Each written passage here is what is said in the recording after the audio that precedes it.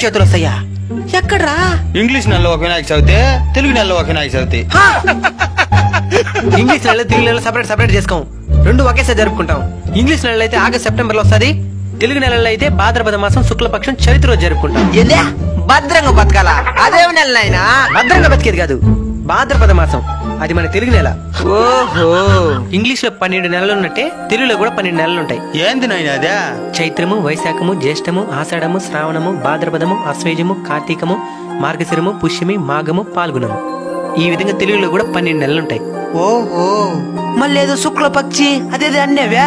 పక్షికి ఎదురదే పక్షం, శుక్లపక్షం అంటే ఏంది నాయనా? పక్షం అంటే 15 రోజుల కాలం. ఒక నెలకి ఎన్ని రోజులు ఉంటాయి? 30. అంటే ఎన్ని పక్షాలు? 2. 2 పక్షాలు, ఒకటి శుక్లపక్షం, ఇంకోటి కృష్ణపక్షం. ఇప్పుడు జరిగే శుక్లపక్షమో కృష్ణపక్షమో మనకెడ తెలుస్తుంది నాయనా? మంచి ప్రశ్న. మీరు గమనించుంటారు, చంద్రుడు చిన్న సైజులో ఉండి పెరిగి పెరిగి పెరిగి పెరిగి పెద్దగా గుండ్రంగా అయిపోతాడు. దాన్ని ఏమంటారు? పౌర్ణమి. సూపర్. ఈ విధంగా చిన్న సైజులో ఉన్న చంద్రుడు పెద్ద సైజులో గుండ్రంగా మారడానికి 15 రోజుల టైం పడుతుంది. ఈ 15 రోజుల టైం నే శుక్లపక్షం అంటారు. అయితే కృష్ణపక్షమా? మళ్ళీ గుండ్రంగా ఉన్న చంద్రుడు కరిగిపోయి కరిగిపోయి కరిగిపోయి అసలు కనబడకుండా అయిపోతాడు. దాన్ని ఏమంటారు? అమావాస్య. ఎక్సలెంట్. ఈ విధంగా గుండ్రంగా ఉన్న చంద్రుడు కూడా పూర్తిగా మాయమైపోవడానికి 15 రోజుల టైం పడుతుంది. దీన్ని కృష్ణపక్షం అంటారు.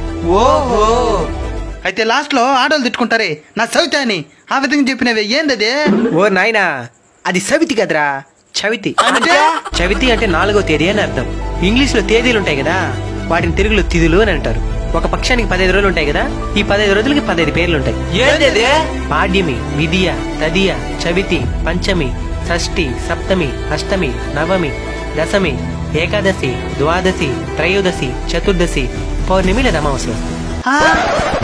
పాడ్యం అంటే ఒకటే తేదీయా? మా అమ్మ పాడ్యం రోజు దూర ప్రయాణం చేయొద్దంటే ఏమో అనుకున్నా, ఒకటే తేదీ బాగుడదనా? ఇద్దరా ఇది గుడిదిలే మనకి. శుక్లపక్షంలో వచ్చే తిథుల్ని శుద్ధ తిథులని, కృష్ణపక్షంలో వచ్చే తిథుల్ని బహుళ తిథులని అంటారు. ఇప్పుడు చెప్పండి, వినాయక చవితి ఎప్పుడు వస్తుంది? భాద్రపద మాసము శుక్లపక్షము చవితి రోజు వినాయక చవితి వస్తుంది. సూపర్ రా మీరా. మన తెలుగులో ఇంతుందా? దేశ భాషలందు తెలుగు లెస్స అని ఊరికే అనలేదు నైనా, ఇలాంటివి మన భాషలో చాలా ఉన్నాయి. అందుకే మన తెలుగు భాష చాలా గొప్పది. అవునైనా నాయనా, మా ఫ్రెండ్ వాళ్ళ ఊర్లో పెద్ద విగ్రహం పెట్టినారనేసి వారు రక్షణ చేస్తున్నారు నాయనా. ఎంత పెద్ద విగ్రహం పెడితే అంత గొప్ప. వినాయకుడు ఎత్తుబట్టి గొప్పతనం రాదురైనా, మన భక్తి శ్రద్ధలతో చేసే పూజల వల్లే గొప్పతనం వస్తుంది. నువ్వు నీ చేతులారా చిన్న గణపయ్యని చేసి ప్రేమగా పూజలు చేసినావు అనుకో, గణపయ్య 100 అడుగుల విగ్రహాన్ని వదిలేసి కూడా నీకోసం ఆ చిన్న బొమ్మలోకి వచ్చి నిన్ను ఆశీర్వదిస్తాడు. గణపయ్య పుట్టినరోజు గణపయ్యకి పూజలు చేయడం కంటే కూడా ఆపదలో ఉండే వాళ్ళకి సహాయం చేసినాం అనుకో, గణపయ్య చాలా సంతోషిస్తాడు. అందుకే కదా మనం అన్నదానం చేస్తున్నావా? పాయింట్ పెట్టేను. నైనా, ప్లాస్టిక్ తో చేసిన ప్యారిస్ బొమ్మను ఉపయోగించకూడదన్నా? అది ప్లాస్టిక్ తో చేసిన ప్యారిస్ బొమ్మ కాదు, ప్లాస్టర్ ఆఫ్ ప్యారిస్. ఓహో, అదేదేనైనా దాన్ని దేనికి ఉపయోగించకూడదు? అది ప్లాస్టిక్ లాగా భూమిలో తొందరగా కలవదునైనా. నీళ్ళలో లేచినావు అనుకో, నీళ్ళలో ఉండే జీవరాశులకంతా హాని కలిగిస్తుంది. అందుకని ప్లాస్టర్ ఆఫ్ ప్యారిస్ చేసిన బొమ్మలు ఉపయోగించకూడదు, మట్టి గణపైన ఉపయోగించాలి. కానీ ప్లాస్టర్ ఆఫ్ ప్యారిస్ బొమ్మలు చేసే కొన్ని వేల కుటుంబాలు జీవనోపాధిని కోల్పోతాయి. దాన్ని కూడా ఆలోచించాలి. అయితే గణపయ్య వల్ల ఇన్ని మంది బతుకుతున్నారా?